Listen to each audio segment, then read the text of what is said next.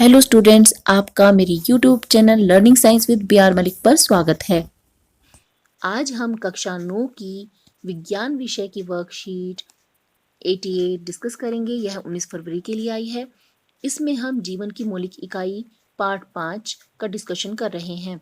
तो आज की वर्कशीट में हमें माइटोकॉन्ड्रिया, प्लास्टिड, लाइसोसोम और राजधानी के बारे में पढ़ना है और उससे संबंधित प्रश्न। सभी क्वेश्चंस के आंसर जानने के लिए वीडियो को लास्ट तक देखते रहिए। चलिए हम शुरू करते हैं माइटोकॉन्ड्रिया के साथ। इसे कोशिका का ऊर्जा घर या बिजली घर कहते हैं। तो यही प्रश्न आपका एग्जाम में आ जाता है और यह बहुत इंपॉर्टेंट है। तो आपको इसमें क्या बताना है, ये ऊर्जा घर या बिजली घर क्यों कहलाता है। यह माइटोकॉन्ड्रिया का कार्य है इस कोशिका में पहुंचे हुए भोजन को ऑक्सीकृत करना। जो भोजन कोशिका में पहुंचा है वह माइटोकॉन्ड्रिया में जाएगा और माइटोकॉन्ड्रिया में उपस्थित एंजाइम्स ऑक्सीजन की उपस्थिति में इसका ऑक्सीडेशन करेंगे, ऑक्सीकरण करेंगे और जिससे वो ऊर्जा बनाएंगे। यह ऊर्जा एटीपी के रूप में बनती है और एटीपी कोशिका की ऊर्जा होती है। कोशिका को ऊर्जा प्राप्त करने के लिए एटीपी की जरूरत होती है। नेक्स्ट है प्लास्टिड। प्लास्टिड कहाँ मिलता है? प्लास्टिड पादप कोशिकाओं में मिलता है। प्लास्टिड 3 प्रकार के होते हैं। इससे पौधों को अलग अलग तरह के रंग मिलते हैं।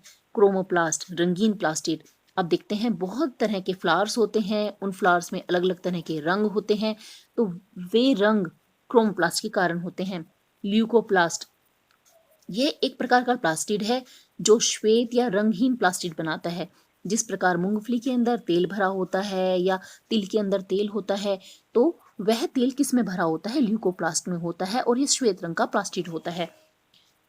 क्लोरोप्लास्ट, क्लोरोप्लास्ट के अंदर क्लोरोफिल होता है और यह क्लोरोफिल प्रकाश संश्लेषण की क्रिया को करने में मदद करता है। नेक्स्ट हमारा है लाइसोसोम। कोशिका के अंदर अनेक कार्य चलते रहते हैं। जब कोशिका अनेक कार्य करते करते थक जाती है और इसके विभिन्न प्रकार के अंगक टूट जाते हैं और ये क्षतिग्रस्त हो जाते हैं, तो इस कोशिका को नष्ट होना जरूरी होता है। लेकिन अगर इस तरह से कोशिकाएं नष्ट होती चली जाएंगी तो हमारे शरीर में अनेक प्रकार की कोशिकाएं इकट्ठी हो जाएंगी गंदगी के रूप में, जिसे साफ करना अति आवश्यक होता है। तो कोशिका में ही उपस्थित लाइसोसोम एक इस प्रकार की थैली होती है जिसके अंदर पाचन करने वाले एंजाइम्स उपस्थित होते हैं।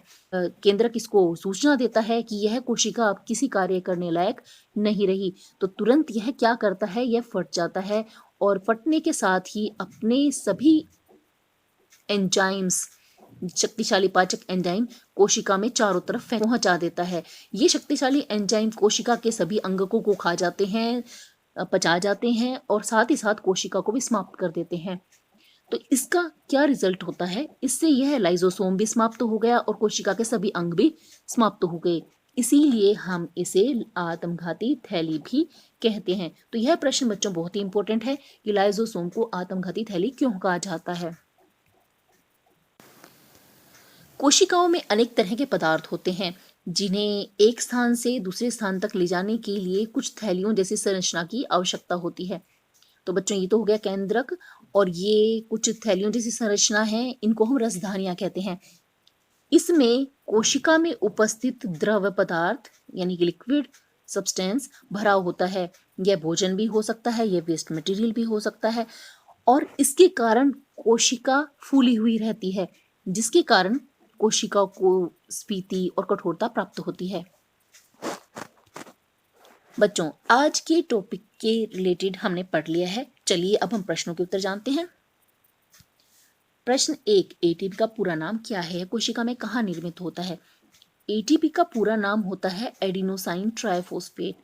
यह माइटोकॉन्ड्रिया में उपस्थित होता है और यह ऊर्जा प्रदान करता है।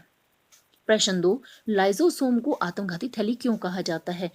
लाइसोसोम के पास में शक्तिशाली पाचक एंजाइम होते हैं।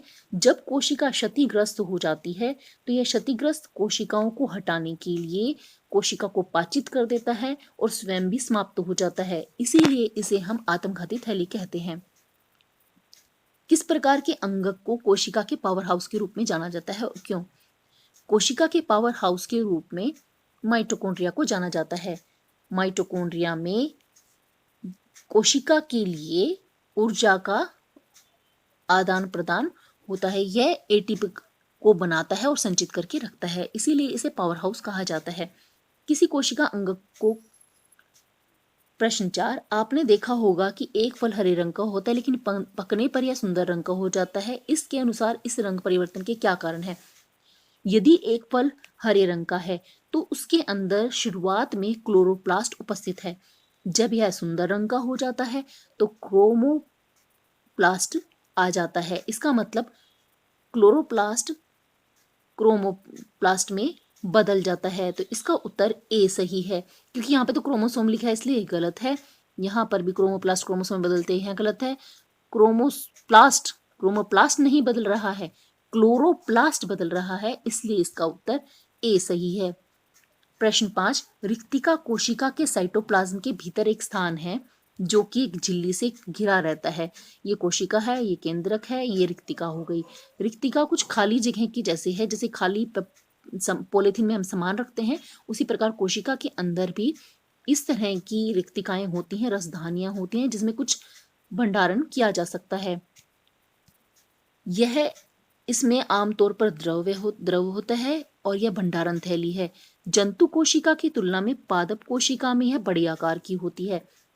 तो यहाँ पर हम देख सकते हैं यह जंतु कोशिका है, यह इसका केंद्रक है, तो इसमें बहुत सारी छोटी छोटी रसधानियां होंगी। जबकि एक पादप कोशिका के अंदर, पादप कोशिका में कोशिका भित्ति होती है और उसके बाद में कोशिका झिल्ली होती है और इसमें एक बड़ी सी रसधानी बीच में होती है और इसका केंद्रक होता है थोड़ा साइड में किनारे पर। जबकि जंतु कोशिका में है बीचों बीच होता है। क्योंकि यह एक बड़ी सी रिक्तिका, इसमें रसधानी या रिक्तिका इसके सेंटर में है, इस वजह से यह केंद्रक साइड में चला जाता है। आइए देखते हैं बच्चों, इससे संबंधित कुछ प्रश्न दिए गए हैं। निम्न में से कौन सा कार्य रिक्तिका का नहीं है? वे पादप कोशिका के विषैले उप पदार्थों को संग्रहित करने में मदद करते हैं। वे पादप कोशिका को कठोरता प्रदान करते हैं। कोशिका में परासरण दाब बनाए रखने में मदद करते हैं। कोशिका विभाजन की प्रक्रिया द्वारा पौधे में वृद्धि करते हैं। आइए देखते हैं ऊपर क्या दिया गया है। ये संग्राहक थैलियां होती हैं और इनमें कोशिका द्रव भरा होता है जिससे स्फीति और कठोरता आती है। तो बच्चों बताइए इसका कौन सा ऑप्शन सही हुआ? ये पादप कोशिका को कठोरता प्रदान करते हैं। प्रश्न 6, अभिकथन लाइजोसोम को आत्मघाती थैली कहा जाता है। यह बिल्कुल सही है, ये हो गया true, A is true, A सत्य है। अब आपको इसका उत्तर ढूंढना है, तो अगर यह सत्य है तो बताइए क्यों सत्य है। अगर आपके क्यों का